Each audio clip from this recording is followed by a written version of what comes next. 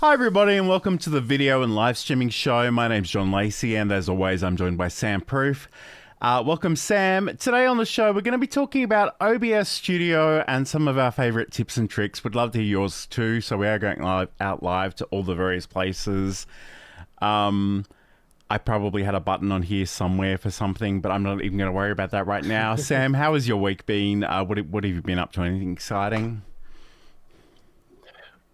It's going good. I have some potentially early stage reporting on a little bit of a shift of focus where I started since, wow, more segues than a former president. Anyway, because Cute Avalanche is not currently able to foster cats of our own, I've put a lot more focus into some shorts media, some shorts content and stuff like that. And I've basically been putting out at least one video a day for over a week now. Some days I've actually done two. And I'm actually starting to see some interesting numbers happen. It's relatively low in the grand scheme of things, but where I previously had something like 4,000 views for the entirety of the month, I now had that in the last 48 hours. And I have about 4 videos that are active, which for me, for YouTube Shorts specifically, I haven't had a video stay active longer than maybe 48 hours, but like these are like going on to 4 days. And like it was like maybe one video is active and then the next one and then the next one. And this is like 3 or 4 that are overlapping with like actual viewers. And I'm seeing return viewers that are hitting all of the sort of main player videos, if you will. And the comments are actually getting to the point where it's starting to be too many to handle. So I'm like, this is potentially really good. So whereas I may have previously touted quality over quantity, I may have to rethink that. How's everything with you? Everything's going okay with me. It is interesting because some of those things, and I'm just... this is a terrible insight into my brain, but I was literally waiting for our first comment to appear because I was a little concerned we weren't actually live. But hello to Saeed. Thank you for being here. If Saeed's not here, like we probably shouldn't even bother doing the show.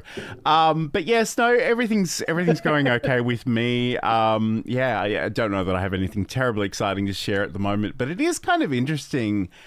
Every now and then, some old video, some old YouTube short will kind of get a life of its own, and it's not even really particularly obvious to me, and admittedly the algorithm is a bit of a black box and we don't necessarily understand any of that, but occasionally there'll just be some really trivial thing that I shared like a year ago that suddenly will get all this attention, and I don't really understand why. But anyway, so today we're talking all about OBS Studio, and it's going to be a pretty free-form show this week. We're just going to share whatever tips sort of occur to us, but we do want to kind of hear from you in the audience as well.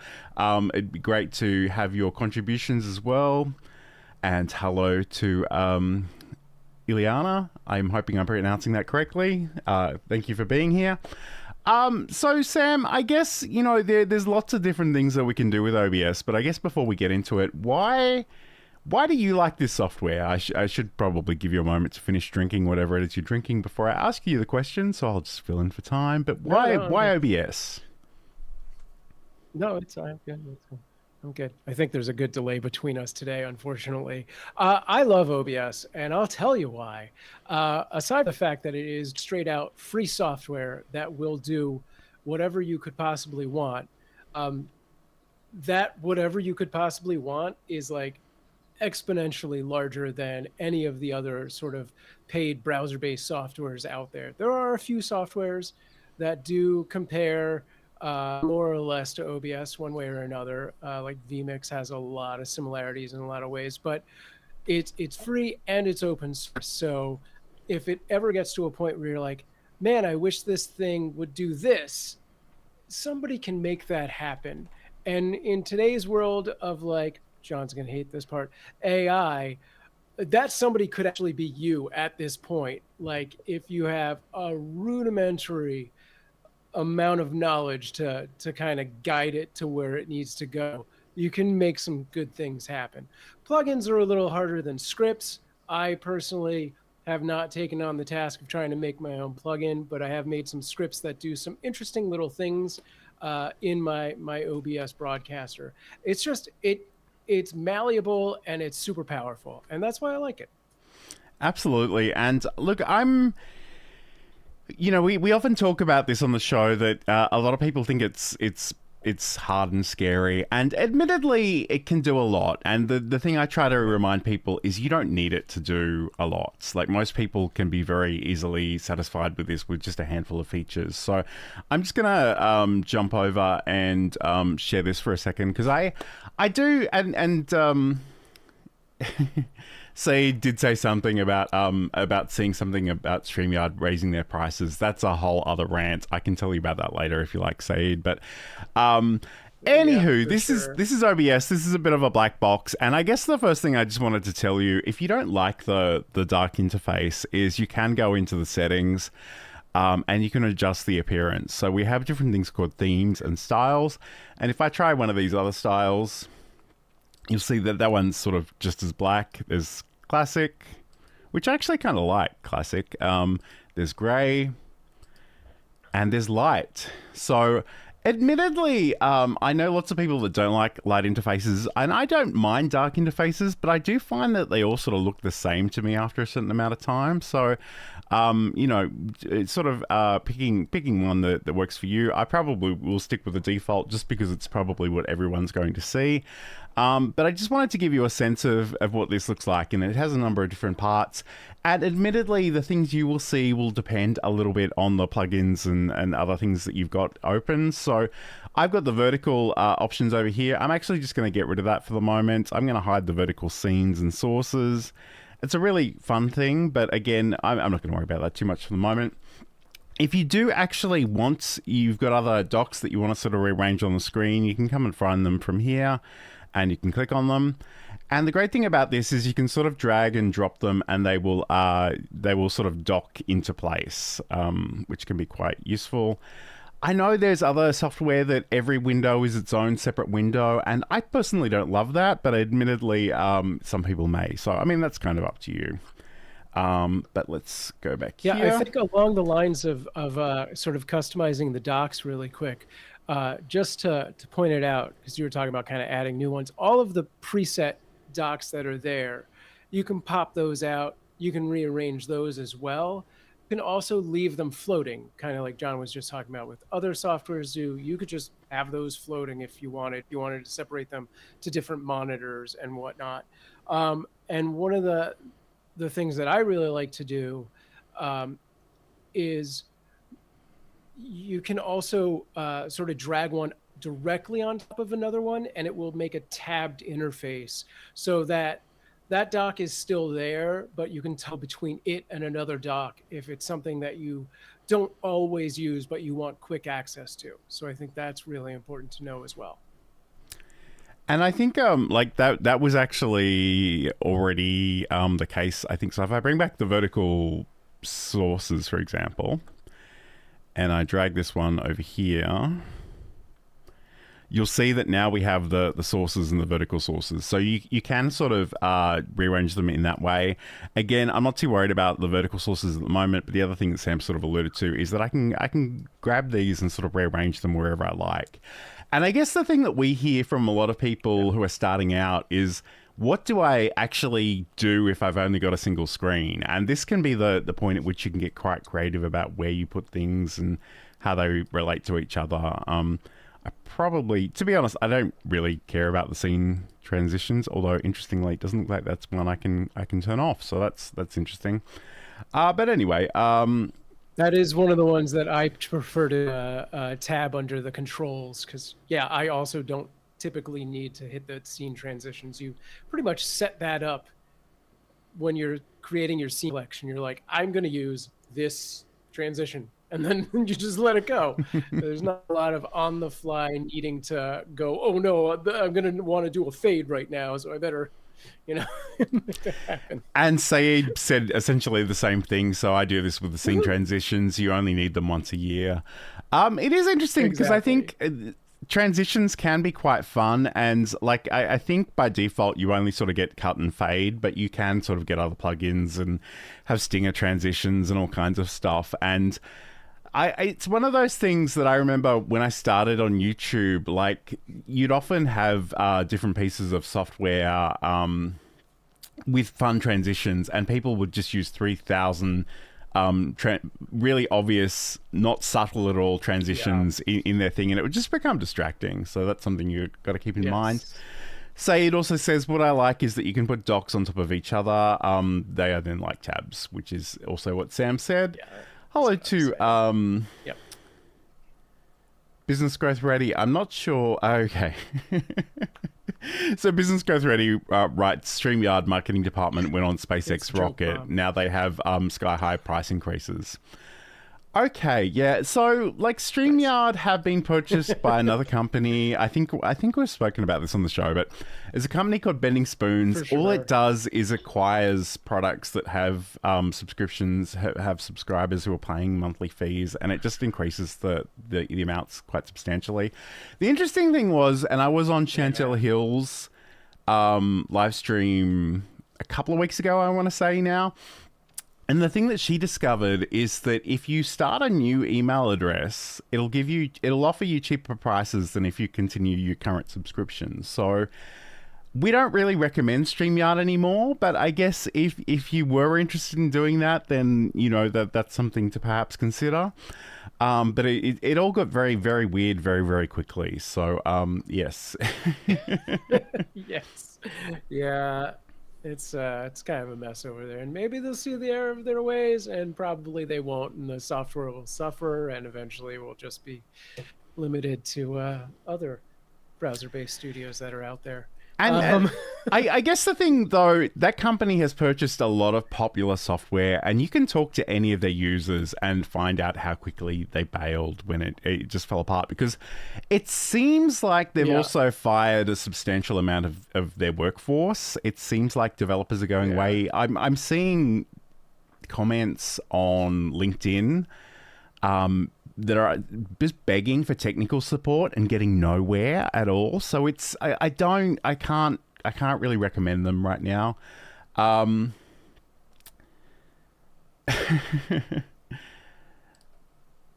stay on. Okay, so Ileana writes, for your information, Department of Labor has released AI user standards. That's potentially quite a good thing to know. And again, if you're new here, I should just say, like, I'm not a fan of generative AI, and it kind of hurts my soul a little bit every time I see it in action. And I probably shouldn't beef with Sam live on the show, but he did this thing where he released this AI podcast episode on a feed with artwork that had my face on it. And I'm like, this just hurts my soul. Please make it go away, or at least label it as such. I did forget about the default cover. I have since replaced that. That was changed. I think what a good side note here is I'd be really curious to see what the standards that the Department of Labor has released is, because Twitter just made a big announcement that anyone who has a Twitter account will now default into, well, I don't think you can opt out. You just default into giving all of your info to Grok and all of that nonsense. So there's another company that might be losing a whole lot of followers now as well. It's a lot of big moves happening, and it's like the regulations need to catch up quick. Absolutely. And I guess the big thing about the AI stuff is, first of all, if you're creating any, just make sure you label it, make it really obvious. People aren't falling for it anyway. Like, I know there are so many people that are like, I copied and pasted this article from ChatGPT. No one will ever know. And it's like, no, it's obvious from a million miles away that that's what you've done. And I don't think that's particularly great content, but anyway, let's get back onto the topic. Hello to Cher, who's joining us from New Zealand. Gonna keep scrubbing StreamYard subs. They have some handy new features, but we've not really tested any others for our lives yet. And that's the thing, like, StreamYard is really good software. It's just that the company around it that now owns it is just, they're Yeah. doing some highly questionable things. And I don't want to say too much about that. But anyway, let's move on. Yeah. Sam, a friend of yours, Randy, oh, hey. Randy the Randy! Magic Man, is saying long time no see. Good to see you again. Sorry I'm not doing a board game stream right now. But I wanted to say to Cher, we'll get you into using OBS eventually. So just let us know what StreamYard does that OBS isn't doing for you, and we'll show you how to make that happen. It's funny because Cher actually works with and for a LinkedIn expert who co-authored a book, and I've got the other co-author on OBS, using OBS, and she's loving it. So I don't know if I can do that for both of them, but I guess we will see how that plays out. Saeed makes this observation too, which is fortunately in the EU, you have to actively opt in for everything that is related to using your data. And on the one hand, yes, but I guess the thing anecdotally that I'm seeing online is it doesn't, like, anyone can just go copy your stuff and paste it into any of these tools, and it's a bit of a problem. But anyway, today's not really about AI, so we'll resist that urge. We'll come back and talk a little bit more about OBS in just a second. We are constantly training our cats every interaction that we have with them. So when Johan would get on my counter before, this is 10 years ago, before I was the cat expert that I am now, Johan would jump on the counter. What was the first thing I did? I'd say his name, Johan. He loves that. That's a reward for him. He said, you just said my name. I would go over to him and I'd talk to him and be like, you can't be on the counter. Johan loves when I talk to him. Ding, that's another reward for Johan. I'd pick him up and put him on the ground, but I didn't want him to think I was mad at him. So when I'd pick him up very nicely and kiss him on the head and say, I love you, but you can't be here. I'd put him on the ground. I had just done 3 things that rewarded him for being on the counter. So I was encouraging him to continue doing that. And that's a promo for Sam's podcast, Just Kidding Around, which you can learn more about over at cuteavalanche.com. And I should say too, because I get the feeling there are some people in the chat that might be new, Sam has done a lot with sort of foster kittens and also streaming them online. So if you just need a dose of cute kittens, Cute Avalanche is definitely the place to go. Kiki Bite is saying, oh, those cats are cute. Saeed is saying, I wonder what will happen with John when OBS starts to implement some AI features. I will probably try not to use any of them, but yes, I mean, the thing about AI, and again, we just need to banish this from the show because I'm just going to say the same things every episode. There are some legitimate uses for AI, and the one that I actually really think is quite useful is that there's, and I probably wouldn't even describe this as AI so much as machine learning, but there are actually audio plugins, VST plugins that will actively listen to and remove background noise, for example. I think stuff like that is really cool. What I don't love is when people just stop putting themselves in their own content. Like they get something to generate an image of themselves, and that's its whole other rant, because you see these 50-year-old YouTubers and they look like they're 14 in their AI generated thumbnails. It's so freaking weird. But anyway, so Kiki's saying, yes, I'm very new, just heard of the word OBS. Okay, well, it's great to have your company here today. Let's get back into OBS. Yeah, absolutely. So Sam, do you have a tip to share with us?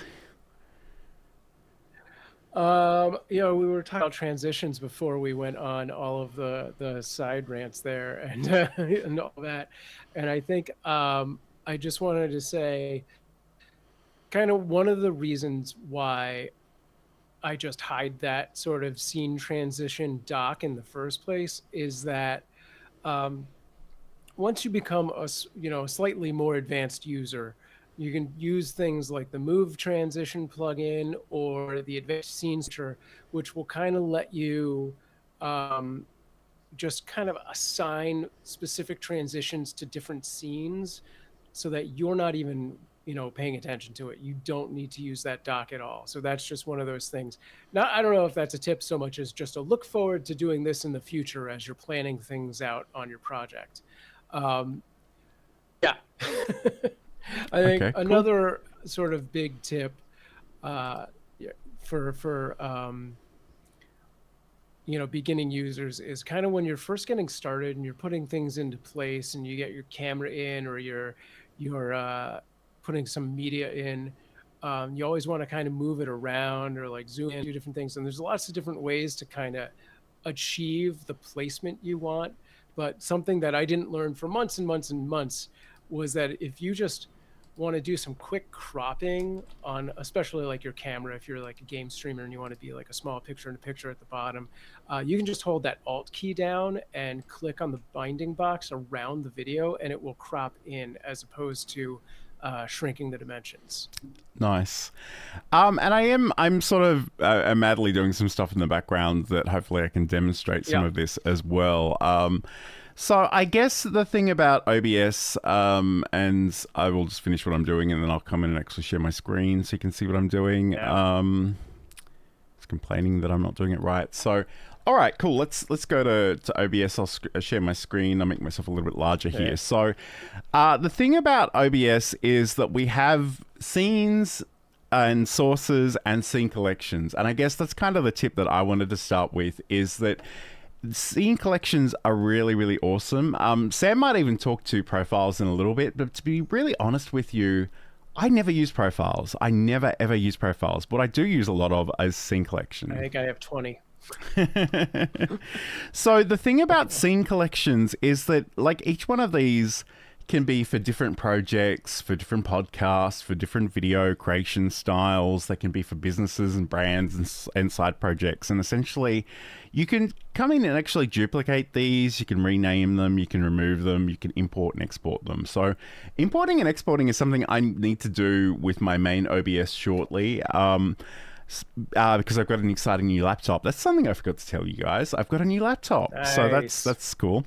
But essentially, the thing I really want to call out is just that these things are sorted in alphabetical order. And the thing, I'm a bit of a control freak, so I like to have these organized. And admittedly, this is just the demo version of OBS. This is not the version I use normally, so there's not a lot in here. But putting numbers in like 0001 podcast, and that will help you organize them. I know Saeed is actually a fan of putting in different emojis in here, which is probably which is another approach, which is really interesting to me. But essentially, yes, and Cher's excited for my new laptop, which I am too. And it was funny, they shipped it out and a new laptop bag, and I got the new laptop bag on Friday, and I had to wait the whole weekend before the laptop itself actually appeared. But anyway. Saeed is saying too that he's got different profiles for full HD, 4K, and different recording qualities. So, I mean, that's good. I must admit, I just default to whatever I've set up originally. That's just how I roll. And I do, and Saeed also uses different profiles, I think, for recording vertically, which I use the Atom plugin. But essentially, what we can do here is if we've got different scenes, and it could be that I'm going to come in and rename this, and I'll say John. And again, I'm just using a static image. Okay, I've already used that as a source name, so I'll say, if I remember how to rename things, so I'll say John only. And I've just got an image here as sort of a stand-in for me because I'm already using my camera. And although I do have other cameras, I didn't want to deal with that complexity.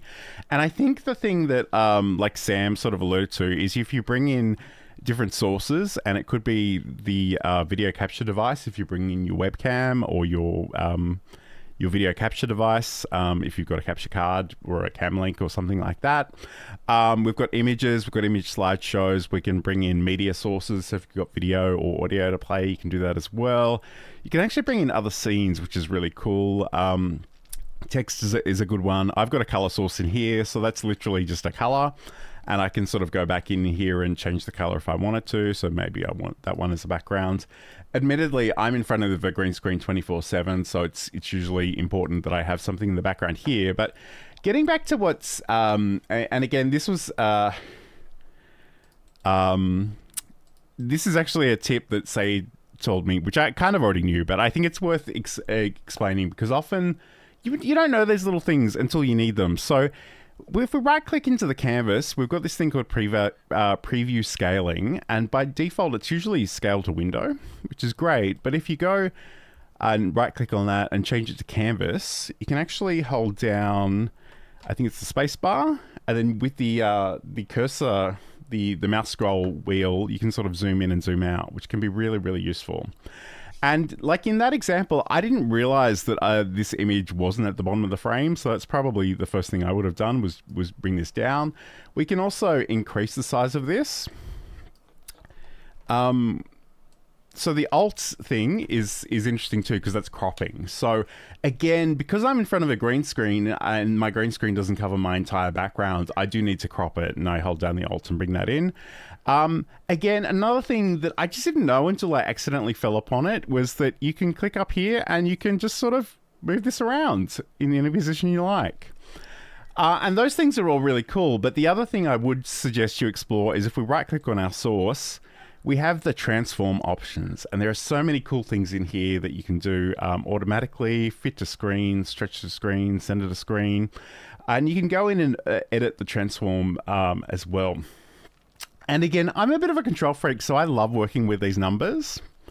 So you can sort of decide where you want it. So maybe if I wanted it, I don't know, over here, I can adjust that as well. I can change the positioning of all of that. Yep.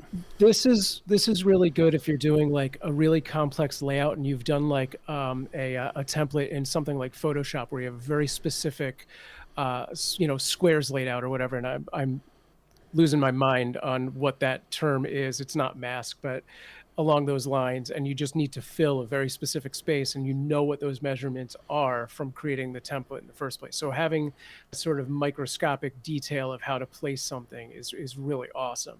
Another thing I want to say is when you're doing that, and if you have multiple monitors, you can right click on that scene and project it to a second monitor so you can kind of see a larger version of what you're working on, and pixel down until you get it to the right spot. Absolutely. And I will just check in with the comments a little bit. I'm a little concerned actually about this one. So Kiki writes, during the install, I am at OBS Studio wants access to your Google account. It sounds like an okay thing. I'm setting up OBS with my YouTube or Google account and want to do live streams. Okay, cool. So I think what that actually is you're sort of connecting it to YouTube as a destination, which is good. Yeah. So I was going to say, so what this does, obviously, this allows OBS to access your YouTube account, and then when you go to create a live stream, you can actually do that from within OBS. You don't have to set that up in YouTube already, or if you have, you'll still be able to access that from OBS as well. But you can do all of that sort of scheduling for the live stream in advance through OBS directly. It'll let you schedule broadcast, manage broadcast, start broadcast, basically. So that's what that does. Sure. And Cher writes that I love using emojis to relate information back to what it's being used for. And Saeed actually has his own system too. So he uses... so he actually uses different emojis to differentiate between scenes and sources, which is interesting. I guess getting back to the thing I said about the scene collection originally, though, is... much of the reason I use those numbers is so I can order them in such a way, and I don't know. It'd be really interesting to know how different emojis would at the beginning of those names actually bring up the order. But that's interesting. I would probably in as long as we're talking about profiles and scene collections, because I do the number thing as well. I would probably opt to put those emojis at the end just to give a quick, visual reference of like, oh, that's the cat stream, that's the coffee morning stream, that's, a microphone, that means me and John or whatever it is. Mm-hmm. So I think that's a great tip.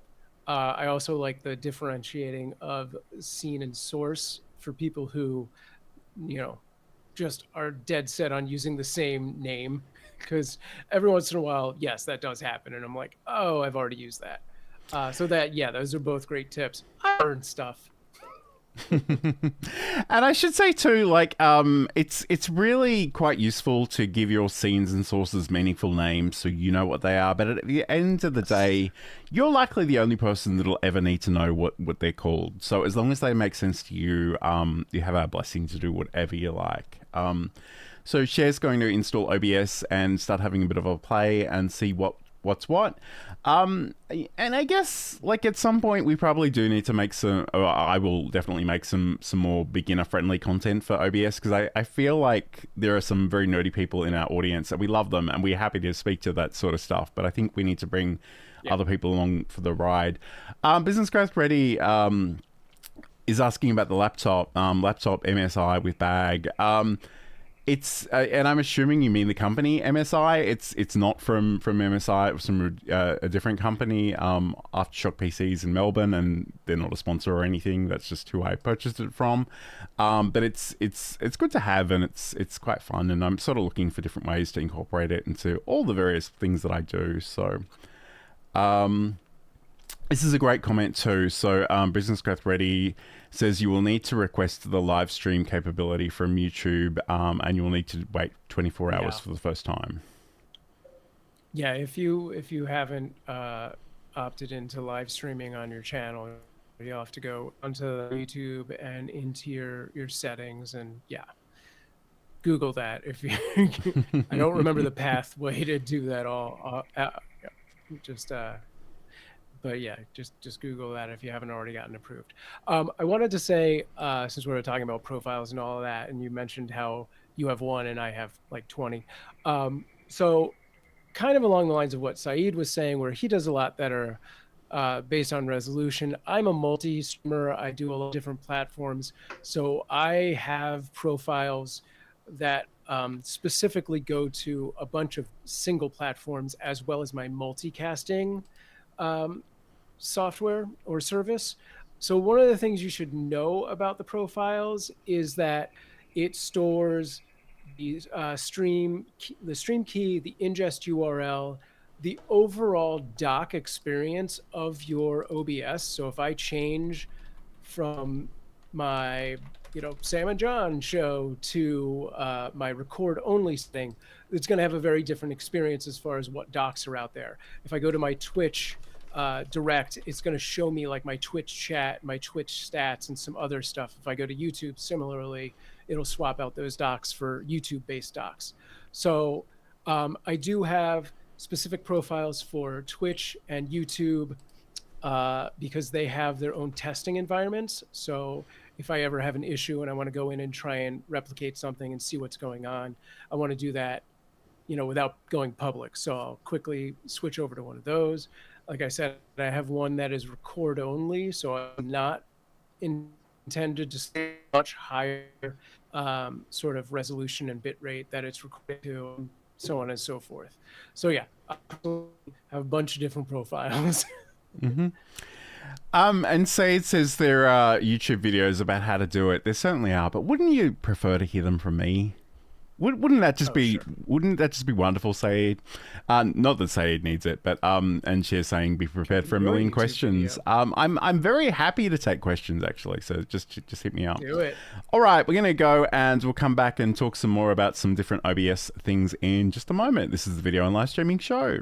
Hi, I'm John Lacey, and in Build a Presentation Muscle, I want to talk about finding your voice, refining and sharing your message, using tools and technology to share that message, and looking after yourself as a creator. And that's a promo for my podcast, Build a Presentation Muscle, the podcast about showcasing your expertise through content creation, which you can learn more about over at johnlacey.com. And this is kind of funny. Kiki is apparently live literally right now, and apparently our audio is on their stream. So I guess let's talk about audio. Well, that's we could go over. Yeah, let's do that. So I'm just gonna head back to OBS for a second. Make myself full screen. So. Over here, we should have the audio mixer. And again, if you don't see that, just go to the docs and make sure you've selected audio mixer over here. Depending on what sources you have, different things will appear here. So I'm going to go unhide all. And in this case, I don't have anything at all. So this is probably a me thing. But by default, you will often have two audio sources here. One is sort of a microphone, and one of them is the desktop audio. So let me just see what I would normally do and personally, the first thing I do is I will actually go in and get rid of those because I don't like them. I don't want to work that way. But essentially, what you probably have and you can do this too. So whatever microphone you've got connected to your computer, you can go in and add a new audio capture, audio input capture. And in this case, I'll just call it microphone. And it's just going to probably be the default, or in this case, I'll just go the Rodecaster stereo, which is what my Mac comes in through here. You'll see already we've got a volume and we're good to go. So you'll probably have another one called audio output capture. And I'm just going to say desktop audio. And I think by default, I don't know. Yeah, so I mean, it doesn't have anything at the moment, but I guess what I would recommend, first of all, please don't stream our content. That's very annoying. So go in and if you see this desktop audio, just click that mute button because that'll actually broadcast to anything that your computer can hear, and that can be a problem. And often that can be a problem because you might also have your own YouTube stream open somewhere, and then you'll just have this really annoying loop. But once you've got the microphone settings here, actually, here it's pretty good. So I'm hitting the yellow. We kind of want to stay out of the red, but we kind of want to be here in the. And Kiki's saying that that audio helped. Yep, cool. All right. So essentially, what we can do, and again, I'll get Sam to talk about this. So I'll put you back on screen. But you have a little trick when it comes to the audio mixer, and maybe you can describe it, and I will demonstrate it. Yeah, so if you find that you have a lot of audio feeds coming in the mixer, as I do, and you just need to be able to see things more, or you just don't like that particular layout, you can right-click on your audio mixer, and you can switch it to the vertical layout, and then you can also go into any particular audio feed and click on the three dots. And then if it's one that you don't plan on using, you can just hide it. And then likewise, you can right click on there and unhide all, or click on the three dots and unhide all and get all of those back. So that you can be like, oh, I hid the wrong one. I need to find that again. So that's really useful so that your mixer isn't just full of 100 feeds of nothing. Absolutely. And I guess the only thing I would say is make sure you mute that before you hide it unless you really want it to be there. I guess if you do have any kind of live audio, it would be a good idea to have it where you can monitor it. So that's a good thing. And I must admit, like I wasn't picking on Kiki. I'm just saying as a general rule, don't go around accidentally sharing things we know you're just getting started. Because I guess the other thing too is, if you're listening to music and that music goes out in the stream, and you'll get hit by copyright infringement very, very quickly. Yeah. So I was going to say, so I found Kiki's stream and it's just black. Let's show her how to add some sources, like a video and maybe some media. Okay, cool. All right, let's do that then. And Kiki's writing, I mean, your content is good and I do want to share it, just not steal it. Well, we appreciate that. All right, let's go back to my screen share then. So here, I guess the first thing is if you do actually want to share your webcam, and this is going to be a little difficult for me because I don't think I've got anything connected to show you, but let me talk you through it conceptually. If you go down to the add source option, you've got the video capture device. So here we can sort of come in here and say, we can call this whatever you like. And again, it doesn't matter what you call it, but it's useful if you know what it is. So if I called it webcam, for example, and click OK, we would get our options. So here, any device that is accessible, it's sort of defaulted to my cam link. I'm using my cam link already, so it can't actually see this. I mean, what I could do, this will be stupid OBS Inception, so I'll do this temporarily and we'll turn it off again. But if I go OBS Virtual Camera, you'll see that we've got the inception. But essentially, we can do that. If I had a different webcam associated here, I could certainly turn that on. The other thing too is that if you wanted to change the resolution, so maybe if your camera isn't coming up 1920 by 1080 and you know it's supported here, we can click in custom. You can actually go to the drop down and just pick that from the options. The thing about the audio, and this is one of those things that, and there's a whole bunch of different options. So if you need to flip it vertically, if it's showing the wrong way, you can do that. But the thing about this that I think is really worth calling out, because I know it's a little bit confusing, is the capture audio options. So by default, a lot of webcams actually do support audio, but you probably don't want to use them because the audio, like the microphone built into it's probably going to be some distance away. It's probably going to capture more of your room noise than it's going to capture you. So what you can do is essentially go down and select this use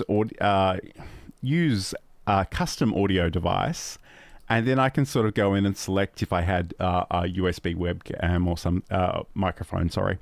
I could actually select that from the list. And in this case, I've kind of, I don't know that that's, did I select that properly? Maybe I didn't. Let me just go back in for a second. I've got that there, but maybe because it's already in use, I can't use it twice. So let me just get rid of this, this microphone. And that's the thing, you kind of want to use one or two of those one of the two approaches there. So if I go back in here and just go, and maybe it's because I don't actually have a real webcam to use right now, and that may also be an issue. But theoretically, we would have our audio here and it would be good to go. So again, it's one of those things, I know lots of people love multi-camera setups, but I physically can't find a good place to put one in my setup that isn't already sort of in the line of sight of another. So let's just check out these comments. Saeed is like, live reaction streams to a stream might become a thing.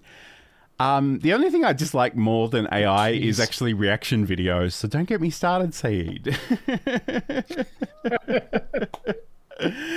All right. Good points about the copyright stuff. Cool, I'm getting video to stream. Great. Who is that one guy who uses the microphone of Logitech webcams? Why is this still a thing in 2024?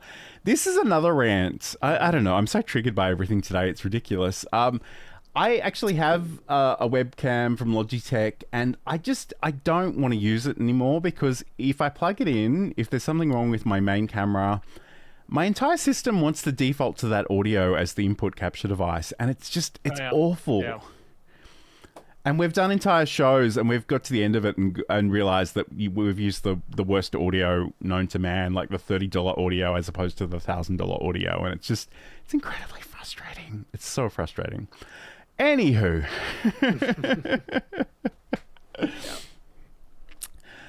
So, I mean, conceptually that's that. And maybe I'll make a proper video about how to do that. But that's essentially how we want to roll.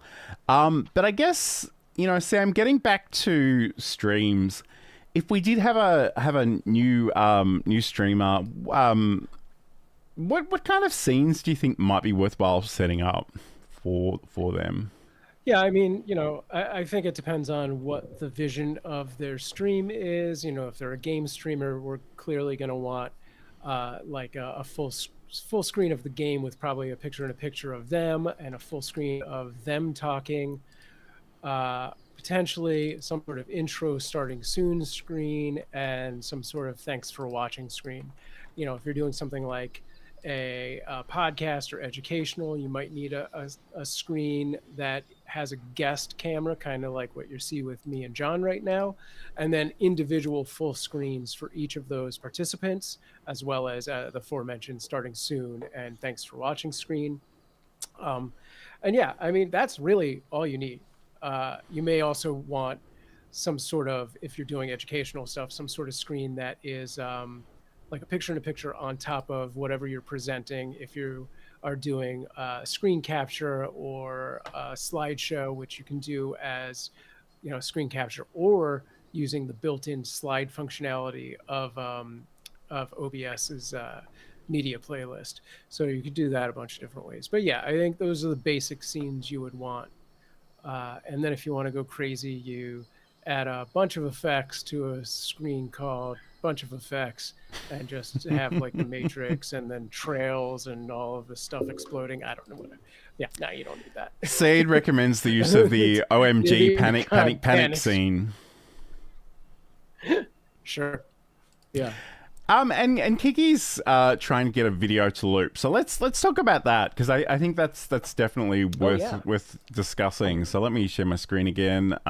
Easy peasy. So I guess the other thing while too. John's doing that, nope, he's already doing it. Go on. I would just differentiate that.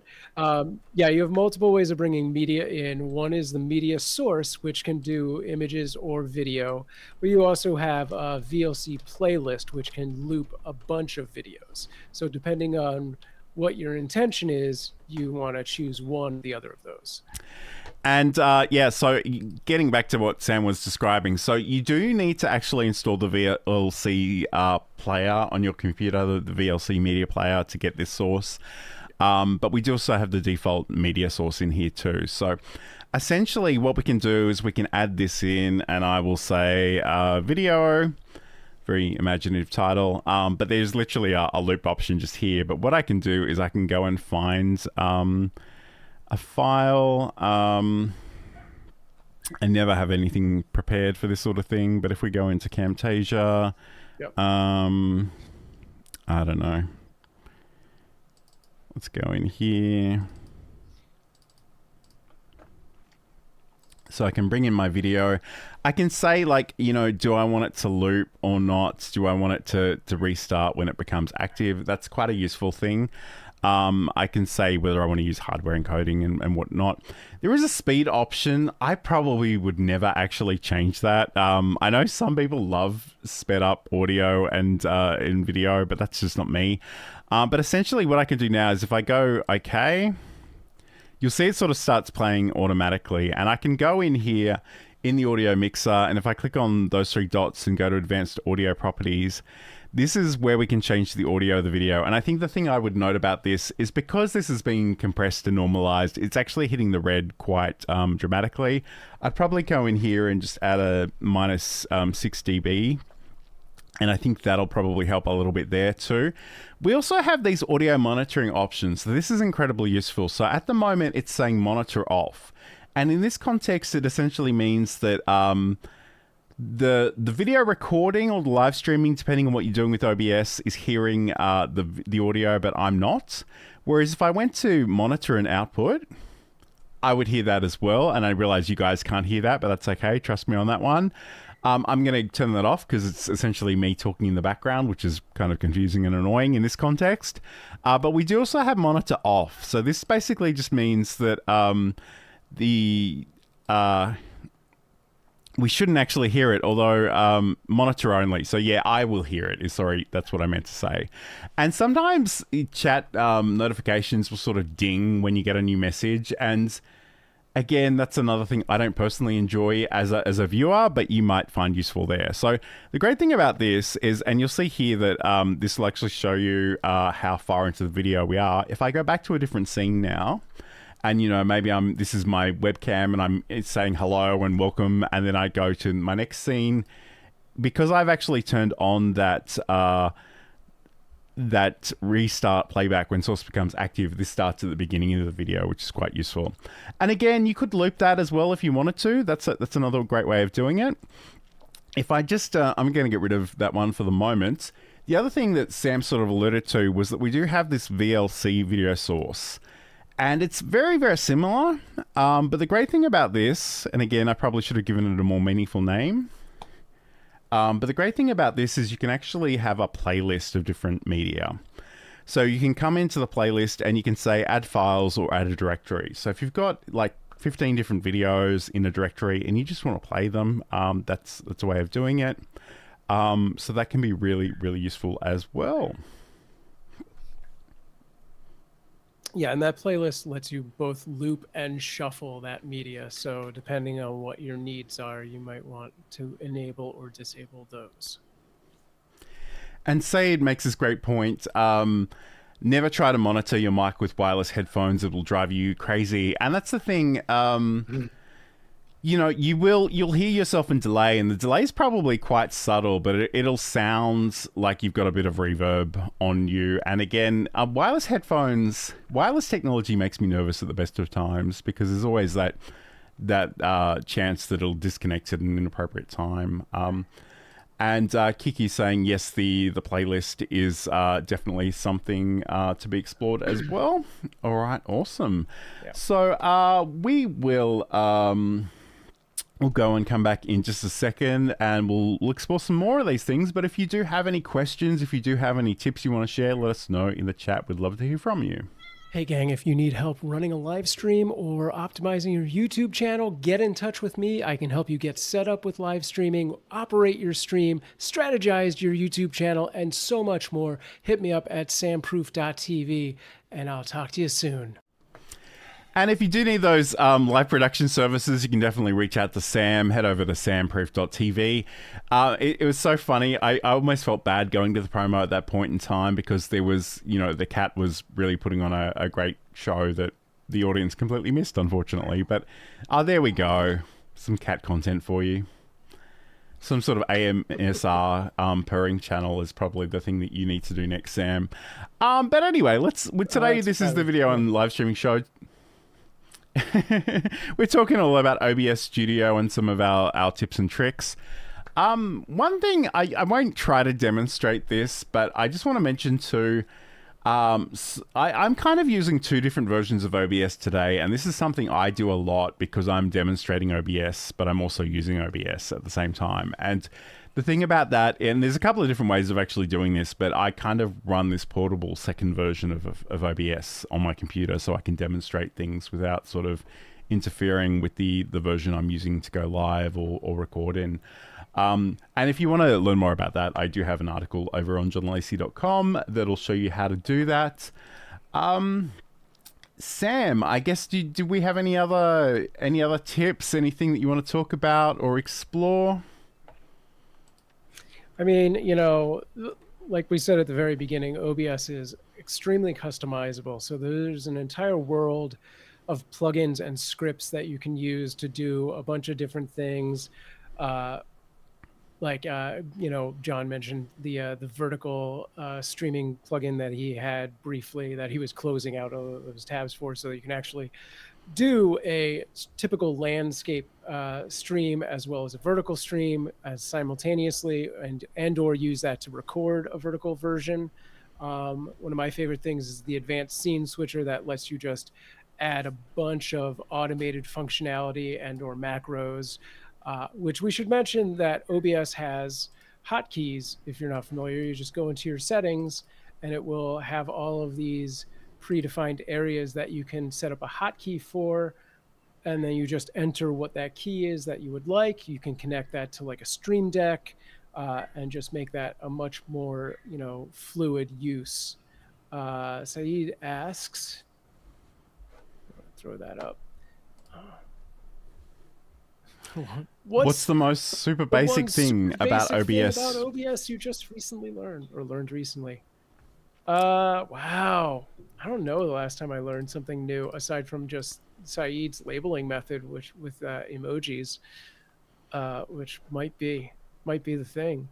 I've been learning to use the Move plugin, which John's been on for a while, but I haven't had the time to sit down with it. And every time I do, I'm like, but I have to relearn the things I learned 5 months ago. And I should say too, like the Move plugin has a lot to... The Move plugin is something that has a lot of power, and again, it can be very simple. You can literally just have it as a transition style, but it's kind of the thing that when I go full screen, that's a move action. When I go screen share, that's another move action, and it also sort of toggles the visibility of my screen share over here as well. So that's really, really quite cool, and essentially I do that with a lot of filters. But I guess getting back to Saeed's question, and I kind of already mentioned this, but I had no idea I could grab this handle point and just rotate this. And again, I think I actually messaged say the day it occurred to me that was even a thing. I'm like, has this always been a thing, or have I just never noticed? And admittedly, I don't have a lot of use to sort of randomly rotate my sources. Usually, I kind of want them in their default position, but that's definitely a thing that you can do. But again, like even and I mention this a lot because and it's probably going to be slightly behind my head there, but even the edit transition, like I love this so much, and I'm a bit of a control freak, and I want to know where my pixels are at. So I will often sort of come in here and get quite granular. And even the bounding box options are really good because, you know, here I've got an image. It's not really going to change very much, but sometimes I will have sort of captions and I'll be like, I really need to make sure that this doesn't go larger than the bounds of the box that I provided. And again, you can sort of test out those options as well. You can change how it's centered. And even just right-clicking and going to the transform options and, like, you know, center to screen is a great one. So, you know, if you want to, although in this case, I think the cropping on my image might be a little off, but essentially here, and this actually, I feel like this was only a few versions of OBS ago that they introduced the pixels sort of showing you where things are in relation to each other. But that in itself is just amazing. I kind of love that so much. We have some comments. Okay, so Craig writes, would a portable version of OBS allow for mobile setup on an iPad? So OBS Studio won't run on an iPad or a phone, but there are ways of doing this. And we are kind of using one of them at the moment, which is Video Ninja, which will let you use that iPad or phone as its own camera. You won't necessarily be able to, well, I say that, you won't be able to run OBS, but you can actually run almost an entire stream from within video if you're clever enough. So that is a thing that you can do. There's also, what's the Android camera thingy? I can't think of what it's called. I think it's just called Droid Cam. Again, I assume there's probably an iOS equivalent thereof, but you can't really run OBS on iOS. You can run it on an Apple computer. You can run it on Linux. You can run it on Windows. But yeah, and say it sort of makes the point, portable just means no installation in this context. Yeah, that's true. Yeah, it's just on an external hard drive. I would say the one nice thing about video, just to make it clear, is that you do not have to tether your phone to the computer, whereas with a lot of other software, that's kind of the way it works. So video, you're completely wireless. So I can have my computer running OBS and already streaming, have video set up, and go out and about and randomly pull up my video guest cam link, and it'll broadcast to video, which then goes to a source that is inside of my OBS, and then stream that out, which is something that I do a lot on the kitten cam, or at least we used to when we were doing like a bottle feeding that took place in a different room. We would just go from our phone and film it, and it would go straight to the stream. I guess the only thing I would say about video is it's not like obviously Sam's video quality is not that crash hot through it at the moment, and we did actually do that. Issues lately. We did actually do that Restream Studio stream last week, and I feel like the quality was infinitely better. And I'm there's got to be a setting in there to fix it somewhere. We just haven't found it. So, with all this stuff, it's really worthwhile to test it out ahead of time. Business Growth Ready writes, love the Move plugin, helps reduce the amount of scenes needed when doing training videos. Yes, I love this. And to be really honest with you, and this is a thing, because I think beginners really need lots of different scenes potentially, or at least just different scenes in general. Whereas I think more advanced users can use those Move options. And that's the thing, this scene, whether I sort of make... you know, I can make Sam full screen. I can make myself full screen. I can have a side by side. I can have all of the things. But essentially, this is one single scene in OBS. I'm just rearranging the way that things are presented here. And to be honest, I have like a start scene, I have an end scene, I have the scenes for the video promos we play, but that's, and this tab scene as well, and that's literally it. So again, I completely agree. I would say a really good thing to do, like I know we kind of went over different possible layouts, but before you actually set up your OBS, whether or not you're just going to use scenes straight out or you're going to use the Move plugin, is draw out what you think those scenes will look like and then try and replicate them. When you start to use the Move plugin, you just start from scratch and replicate it within Move. You don't want to, like, unless you really have a specific need where you want to have scenes and Move, you probably can just do everything you want in the Move plugin, but it takes a bit, it's a little more advanced. Yeah, and you do need to sort of think that through a little bit. And again, either method is totally fine. So you can definitely do that. Saeed said Video Ninja has an an Android app, by the way. Yes, and I feel like that was where I was going, but I got distracted. But I think they also have an iOS app. I'm pretty sure I saw that during the week. Sure. Yeah. So potentially, you still kind of need somebody on a computer of some description to run OBS itself. But I guess I don't know if you can actually go live out of video, but you can you can set up different scenes, you can feature different people. There's a lot it can do. So if that is something you're interested in, definitely explore it, because you can even just record straight out of video. So if you're just chatting with somebody and you just want to do a simple recording, that's another option. Kiki just discovered that we're streaming multiple videos at the same time, but and that's the thing, like if you do want to practice with this stuff, you don't necessarily need to start streaming. You can do local recordings, you can just play with it on your own computer. But yes, going out live on the video as well. So I mean, that's you've made, considering I don't think you had heard of this software half an hour ago. You're doing pretty well, I would suggest. Right. So that's awesome. Yeah. So something to keep in mind is that your OBS sources, you'll see, is a list, and they are prioritized by top down. So if your top source takes up the full screen, you're not going to see what's below it, but if it has audio, it will still go out. So there's an eyeball icon to the right of every source. You can just turn those off to see what's going on underneath that, and so on and so forth. If you have any experience with like Photoshop or any other Adobe software, it's the same sort of layer priority. Yeah, so I mean, here I've got an image of myself and I've got my color source, and if I were to drag my image underneath the color source, you can't see it. So the order of these things is important. You can sort of drag and drop, but you do also have these up and down arrows if you prefer to work in that way. So that can be useful. And I guess getting back to that early discussion about whether, because that's the thing, you can bring in your audio as its own source, or you can attach it to your camera. And in some ways, I think for most people, just attaching it to your camera can be really, really useful. But then if you're in a situation where you don't want your video to be visible, but you still want to hear the audio, you can't just click the eye icon, because that will mute the audio as well. So if that were the case, if you do have something else on top of that, maybe in that scene you could just move the video underneath and it would still be sort of showing up in the audio mixer.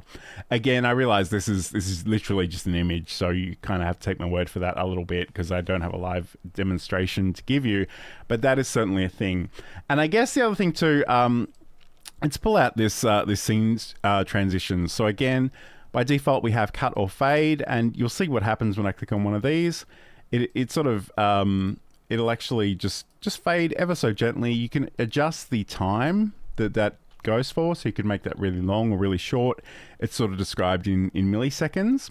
We do also have the cut, so that's sort of much more dramatic. So if I go from one to the other, there's no real transition. It just goes from one to the other as well. But I really like the fade. The fade is really elegant. Although there are all kinds of options to do different things, I'm very, very happy with just the fade, because even that is so elegant. And if you're talking to people and that's the other thing too we haven't mentioned, is we have this virtual camera option. which will you just press the button, and anything that's happening visually in OBS can be sent out to Zoom or Microsoft Teams or Skype or Zoom. I said Zoom already. And most software that supports a video camera. So that can be really useful, and that's the thing I like to encourage people, especially business people, think about how they can actually incorporate the personality and the visual branding of their business within their video frame. Okay. Kiki does say something about credit card info. I don't know what that is. I'd be very careful before sharing whatever that is. I think that's what she's saying. Just don't show your credit card info. Yeah. Yeah. That is definitely a thing. So like just being mindful that you're not accidentally sharing personal information that you don't want to share. Absolutely. All right. Okay, Said's telling me that if I click the plus option, and this is great, and again, because I kind of default to a lot of things, I don't always know what my other options are. So Said writes, if you click the plus option, you've got the move, the swipe, the slide, the stinger, the fade to color, and the luma white. So again, that's really cool. So the move one, let me just, so if I change this to move, and what I'll do, I'm going to duplicate this scene, and I'll just call it John Only 2 because who cares? And I will move the position of this image, which again is kind of a proxy for my webcam. So just imagine that I've moved off to the side, maybe because I want to share something else over here. Now, if I click on that move, because I've got the move transition selected, you'll see that actually moves the source. And all you need to really do is have that move plugin installed. So that in itself is really cool. The stinger is a little bit more elaborate, and it does sort of require that you have a video that you can sort of play between the scenes, but that is really cool. Yeah. Fade to color, luma white. I'm not even sure, but let's try them out. What the hell? Okay, so if I go from here to here, maybe it'll be more dramatic. There we go. So it's sort of a fade based on color a little bit, and fade to color. You can choose the color you want to fade to. So in this case, if I go to that one, it goes to black, which is not my favorite, but it's something you can potentially play with. Yeah, I've used fade to color pretty much on my zombie stream. It'll flash to red really quick. I set it real fast, so it's just like blah. But yeah, it can be a lot because it's just a whole wall of color. So yeah, I would use that sparingly. But generally, when you're thinking about transitions, you probably only need one, maybe a second one if you have one specific thing that you want to sort of accent, and then at the very most a third one for like, this is the one where we're done, we're leaving, there's an outro coming, here's something special. But yeah, for the most part, most of your transitions should be the same. Like, don't want to overstimulate your audience with like a million crazy transitions unless that is very specific your thing. Yeah. So I mean, there's always that thing. So Kiki is saying, I'm still live streaming with the OBS Studio. Can I close my YouTube Studio tab while streaming? I wouldn't have thought so, Sam, but have you? Yeah, so no, you can. You don't need that open. There is potentially, depending on the stream, I have had weird issues where when I was multicasting and I went to go live, and it's usually with the 24/7 cat cam, where if I've previously been live and I just kind of toggle on and off or off and on, where I will need to open Studio back up for it to re-see the connection before it actually does it. Sometimes it doesn't matter. Like when I was doing Restream Studio, it doesn't matter. Restream's really good about making that connection, but I've been using Beam lately, and for whatever reason, that connection demands that I reopen Studio, even though I'm still using the same stream key. But yes, you can close Studio once you've started, for sure.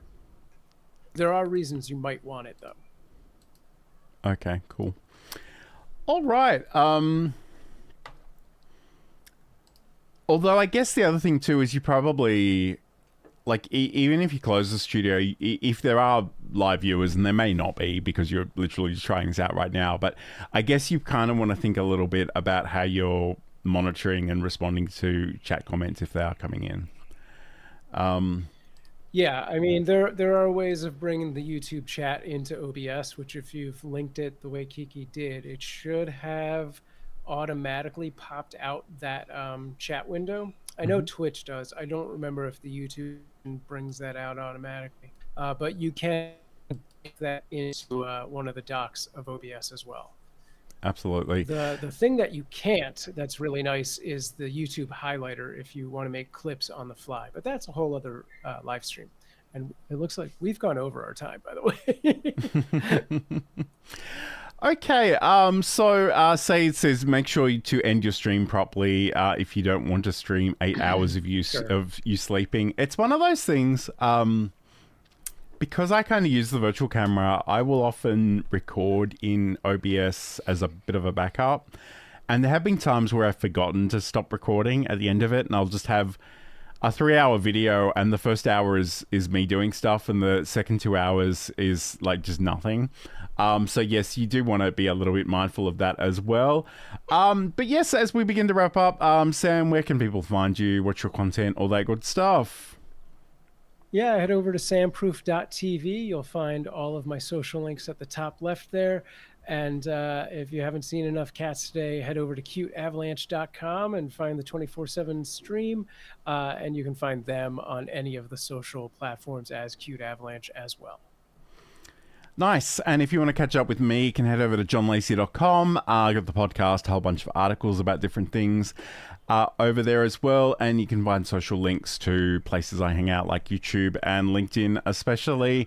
Check me out over there. And again, we've got some quality cat stuff happening right now. Farquad writes, I just need to be careful with the BRB screen. I streamed that for an hour while I was playing until a chatter told me. It is interesting because I mentioned Chantel Hills earlier. She decided to try OBS for the first time in many, many years. And we were all just hanging out in the chat waiting for it to start. And someone's like, I really hope she starts soon. And she kind of thought she'd already gone live. But apparently there was a second option to select in YouTube Studio to make that happen. So if you can sort of wrangle somebody in to watch live and give you feedback, that's always good. I've certainly done entire presentations where I discovered at the end I've been muted the entire time. So there's all kinds of things that can go wrong. But yes, Kiki, thanks so much for being here. I really appreciate, all the feedback, and it sounds like you've learned a few things, so that's always exciting. Yeah. And we're here every Friday. Unless you're in a different time zone, because in Australia it's Saturday morning, but Saturday. But just look for the invites wherever you happen to be. And I will say too, I'm doing a coffee and content stream tomorrow, roughly the same time as today's stream, where I'm going to be doing stuff in DaVinci Resolve. So if you want to watch me drink coffee and hang out and chat, you can certainly head over to the Learn Live Streaming YouTube channel, and we'll take it from there. But until then, have a great week, have a great weekend. We'll talk to you again very, very soon.